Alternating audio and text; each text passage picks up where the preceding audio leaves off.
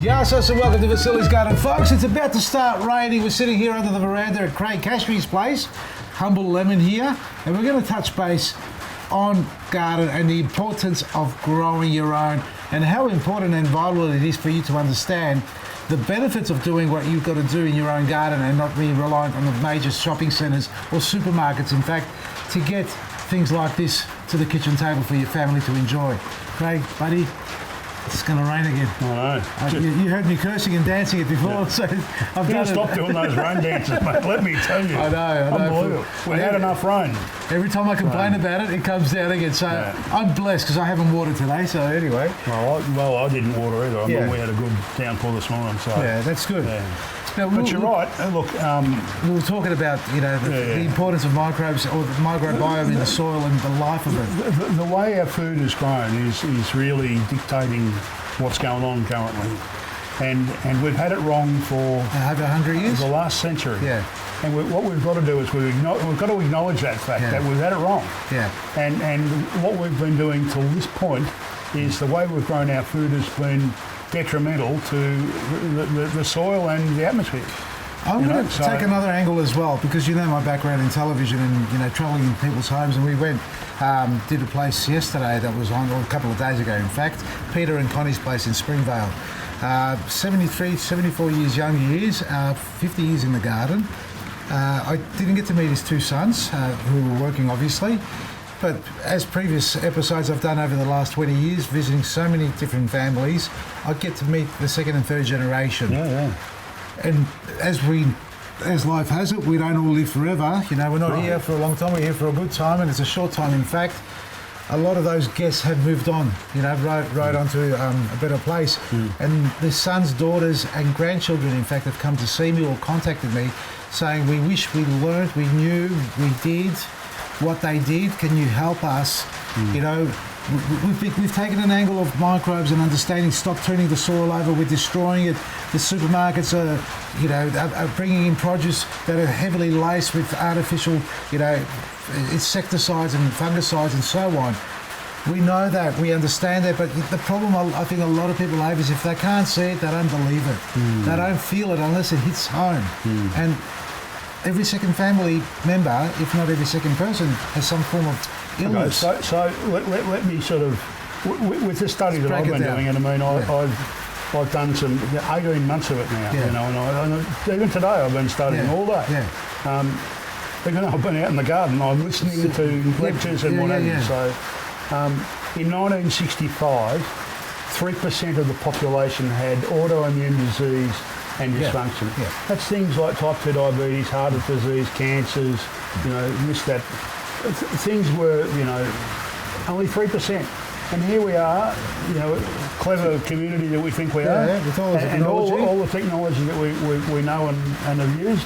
And today, in 2022, 47% of us have autoimmune disease and dysfunction. One in every second person. So what's happened is, and most of this is diet related, we are not getting from our food what we think. And what we are getting is hollow in comparison to what it once was. Now, you talk about generations way back, this is how we used to feed ourselves. Before supermarkets came about, people would grow most of their own food, and if Vasily grew tomatoes and Craig didn't, then I would swap eggs for Vasily's tomatoes and vice versa. And I can remember when I was down in Glenroy, my mother would say, here, take this bunch of silver beet to Mrs. Smith down the road, she'll give you some oranges. That's how we grew up like that. So, but this is what I'm saying. Everyone knew throughout the neighbourhood who had what. So that was your supermarket basically. Exactly. People were doing the same thing. They were composting. But there was no green rubbish bins that you would take your lawn clippings and have someone take them away. That's not how it happened. You did it yourself. That's it. You composted back into the garden. Your own waste. Well, it never came out of the garden. And ultimately, that's what we've got to get back to doing. Because all of that beneficial bacteria actually helps populate the food that we grow in the soil, and helps populate our own gut microbiome. Now, you just heard me say 47% of us now have an autoimmune disease or dysfunction of some sort. I'm certainly in that category, unfortunately. So I'm not. Yeah, well, Not yet. Well, what? Well, so bite your I can't tongue. speak for him, but I can speak for my... Look, touch wood, nothing at the moment, Yeah, okay? yeah. But, you know, I try and keep clean and healthy and do what I can. The point here is you are what you eat, Yeah. and you've got to look after the soil you walk on. So whatever you feed the soil, you feed yourself and your families. So if you're relying on others to produce your food on your behalf, and they're using chemicals to apply to the soil and sprays to keep it clean before you get it to your plate, then unfortunately you're feeding your families what they've used. It's really up to people like myself and Vasily and others to disseminate this information and make it available to you guys so that you can make informed choices about either where you shop or what you buy. Start and question your food. Where has it been grown? If you can't find out, you know, what it's been grown with or where it's grown or how far it's travelled, then maybe you should think, second guess where you're getting that from, and maybe go to a place where they can actually tell you that answer.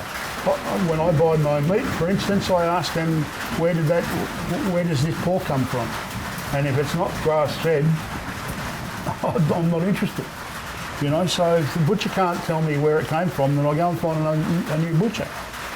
You know, and that's the reality. So, you know, at the moment we follow one another in and out of shops, regardless of whether they're major supermarkets or not. The labelling is just disgraceful.